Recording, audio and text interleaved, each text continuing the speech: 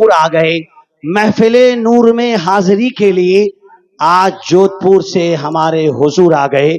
मोहतरम हजरात, आप खत्म बुखारी शरीफ का रूह परवर मंजर अपने माथे की आंखों से मुलाहजा फरमाएं। हुजूर मुफ्ती आजम राजस्थान क़िबला मद्दजुल अली व नूरानी हमेशा की तरह इमसाल भी खत्म बुखारी शरीफ करवा रहे हैं। आप हजरात हजरत का फलक शिगाफ नारों से इस्तेकबाल फरमाएं। नारे तकबीर। आप इतना हल्का नारा लगा रहे हैं कि देख रहे हैं कि हल्की फुल्की हैसियत है आपकी। ऐसा नारा नहीं, शहनशाही खिताबत है। आपकी खिताबत का शोरा पूरे हिंदुस्तान में, हैदराबाद दक्कन हो या केरला की सरजमीन हो या यूपी की सरजमीन हो या गुजरात या महाराष्ट्र की सरजमीन हो, आपकी खिताबत का डंका आज से नहीं कब माजी से बज रहा है और क़यामत जब तक आपकी हयात बाकी है इसी तरह डंका बजता रहेगा। आपकी जात मोहताज तारुफ नहीं है। मोहतरम हजरात, बुखारी शरीफ खत्म कराते हैं तो एक वजद कैफियत तारी होती है मजमे के। नारे तकबीर। अपने हाथों को उठाइए, बाहर जो खड़े हैं अंदर आइए। नारे तकबीर, नारे रिसालत, नारे रिसालत। शहनशाह खिताबत हजरत अल्लामा मौलाना मुफ्ती शेर मोहम्मद खान साहब क़िबला, शेखुल जामिया साहब क़िबला, फैजान हुजूर मुफ्ती आदम राजस्थान, फैजान हुजूर नादिर शाह अलैहि रहमा। अस्सलामु अलैकुम व रहमतुल्लाहि व बरकातुहू। नहमदुहु नुसल्ली अला रसूलिहिल करीम।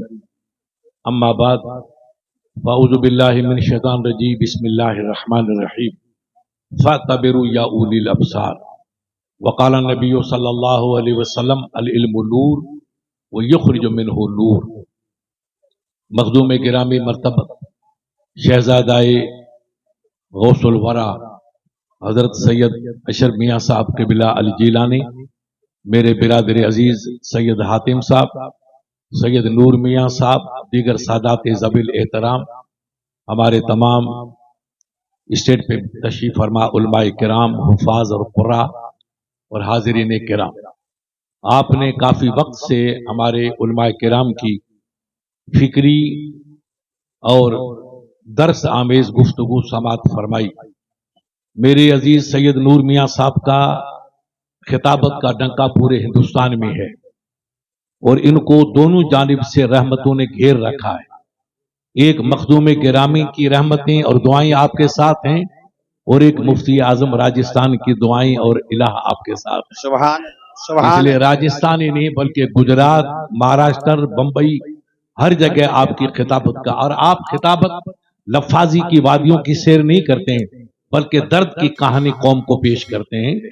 जैसा दर्द हो, डॉक्टर नवाज उसको कहते हैं हाजी साहब जो पहले बेटा बैठ जाओ, ओ भैया बैठ जाओ, बैठ जाओ, मैं खुद खड़ा रहूंगा, अब बैठ जाओ, काय को खड़े हो।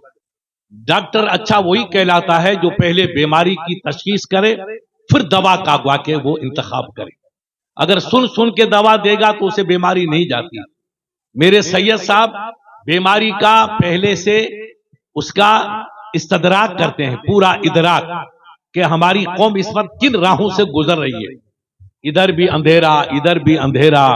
ये नहीं कि हमारे मुल्क के अतराफ में अंधेरा गालिब है, बल्कि गजा की पट्टी से लेकर के बगदाद की वादियों तक तूफान ही तूफान है। ऐसे तूफानी माहौल में अगर हम लोग ताश खेलते रहे, जुआ खेलते रहे, तो जो पहले 6ठी सदी में हलाकू खान ने बगदाद को बर्बाद किया था, तो बगदाद की आबादी पंजाबी भाइयों उस जमाने में जबकि अमेरिका का वजूद नहीं था और दिल्ली यतीम खाने की तरह था, कलकत्ता भी बच्चों की मंजिल में था, उस वक्त बगदाद मोहल्ला की आबादी 22-23 लाख थी और वो तबाह हो गई।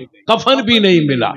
जब उस जमाने में कफन की के कमी रही तो इस जमाने में हमें कहां कफन मिलेगा। इसलिए कारी साहब ने जलसा इसलिए सजाया कि मुझे तुमसे ना कोई इनाम चाहिए, एक तो आपकी दुआएं चाहिए जो आप हमेशा दुआ देते हो दीन की बका के लिए, और बाकी आप दीन का सबक लेके जाओ कि कल हमें क्या करना। अगर यूं हम लफाजियों की वादियों में सयाही करते रहेंगे तो कौम को कफन भी नहीं मिलेगा। मेरा दोस्त था एक, सैयद साहब जानते होंगे, दिल्ली अहमदाबाद का, हाजी मस्तान, रात को उससे गुफ्तगू करता था। अब यहां भी शादी खड़े हैं, हमारी कोई दोस्ती 2 नंबर की थी नहीं। जब शाह बानो का केस हुआ और हम लोग बंबई गए तो हाजी मस्तान से और मौलाना जियाउद्दीन दोनों दोस्त ग्रुप थे, تو ان سے ہمارے ملاقات ہوئی, تعارف ہوا اور گفتگو ہوئی کہ بھائی شاہ بانو کیس کو گورنمنٹ سے مل کے کیسے حل کیا جائے. تو ہمارے تعلقات ہوئے, تو ان بھائیوں سے ہوئے. تو حاجی مستان جس سے رات کے اندھیرے میں گفتگو کرتا تھا, اب آپ اندازہ لگاؤ کہ اس کے پاس دولت کتنی ہوگی, کتنا بڑا امیر و کبیر ہوگا. مگر یاد رکھو میرے بھائیوں, کفن بھی نہیں ملا. جب نقشہ بدلتا ہے تو کچھ بھی کام نہیں آتا ہے. کسب کمال کن کے عزیز جان شبی, ہم کچھ عمل کریں گے تو دنیا کی نگاہوں میں 4 پیسے کی عزت ملے گی, اور رب کے دربار کے اندر بھی عزت کا دوہرا آپ کو ملے گا. بغیر عمل کے وامل الصالحات وتواصوا بالحق وتواصوا بالصبر, اگر اس کا صحرا نہیں ہوگا تو ہم کفن کے لیے ترستے رہیں گے. گجرات میں دیکھو کیا ہوا. اب قبلہ سید صاحب سے پوچھو ہمارے ادھر کیا ہو رہا ہے, ابھی ہمارے سنبل میں کیا ہوا.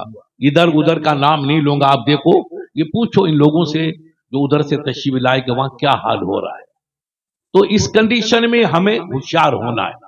دیکھو اگر جب بیماری عام نہیں ہوتی, عام بخار ہوتا ہے, تو کسی کے پاس جائیے, ڈاکٹر انجیکشن لگائے گا, اللہ اپنی کریمے سے اس کے بخار کو دور فرما دے گا. لیکن ایک طاعون جیسی بیماری یا دنیا پیروں پہ کھڑی ہو جاتی, دنیا میں ہلچل مچ جاتی ہے کہ اس بیماری کا تدارک کیسے کیا جائے, اس کا علاج کیسے کیا جائے. تو اس وقت ہماری قوم جو قوم مسلم ہے وہ کرونا کے ماحول سے گزر رہی. اس وقت ہم نہیں سنبھلے اور ماسک نہیں لگایا تو سب بے کفن چلے جائیں.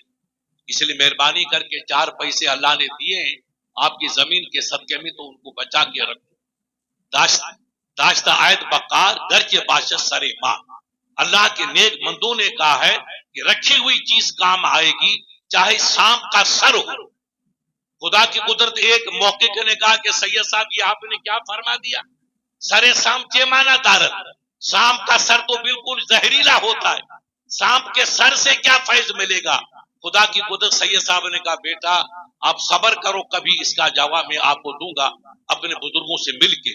چند دن کے بعد وہ مائی میرا بھائی بیمار ہوا, ایک ایسے حکیم حاذق کے پاس پہنچا کہ سرکار میں بیمار ہوں, کئی دوائیوں کا میں نے سہارا لیا مگر میری بیماری گئی نہیں. وہ حکیم حاذق تھے, اس نے دوا دے کہا بیٹا تیرا علاج شاید یہاں مشکل ہے. سننے بابا, سنیے آپ, پانی چھوڑو, غور سے سنو.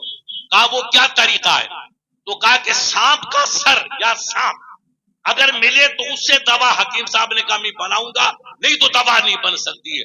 تب اس کو احساس ہوا, سید نے فرمایا تھا کہ داشت آیت بکار گرچہ باجت سرے مار, رکھی ہوئی چیز کام آئے گی اگرچہ سانپ کا سر ہو. تب میرے دماغ میں خلل پیدا ہوا کہ سانپ تو زہریلا, وہ کیا کام آئے گا.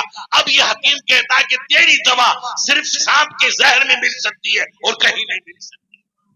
اللہ نے کیا کچھ نہیں پیدا کیا, رب نے جو اپنی کائنات پیدا کی ہے اس میں حاجی صاحب ہزاروں حکمتیں, ہزاروں اس میں محاسن ہیں, کئی قسم کے اس کے فوائد ہیں. یہ ہم نہ سمجھے کہ اللہ نے ہم کو بے مقصد پیدا کیا یا بے روا پیدا کیا, نہیں. آپ کی زندگی بھی با مقصد ہے, اور کائنات کی ہجا کی چھپکلی یا چونٹی چھوٹی سی ہے, وہ چونٹی بڑی حکمت والی ہے. جس نے سینکڑوں میل تک سرکار سلیمان کا لشکر کی آواز سنی تو اپنی کمپنی سے کہا کہ اندر گھس جاؤ, نہیں تو سلیمان علیہ السلام کا لشکر آ رہا ہے, بے خودی سے کہیں تم پسل کے مر نہ جاؤ. یہ چونٹی یہاں بول رہی ہے اور رب کا نبی وہاں سن رہا ہے. یہ قرآن کا فیصلہ ہے, غالب کا دیوان کا فیصلہ نہیں. اس کمپنی سے کہو یہ شیر محمد کا فتویٰ یا سید اشرف صاحب کا فرمان نہیں ہے, یہ قرآن کا فیصلہ ہے. ارے چونٹی کی آواز سلیمان علیہ السلام میلوں پر سن سکتے ہیں, تو ہم غلاموں کی آہی میرا مصطفیٰ کیوں نہیں سن سکتے. سبحان اللہ.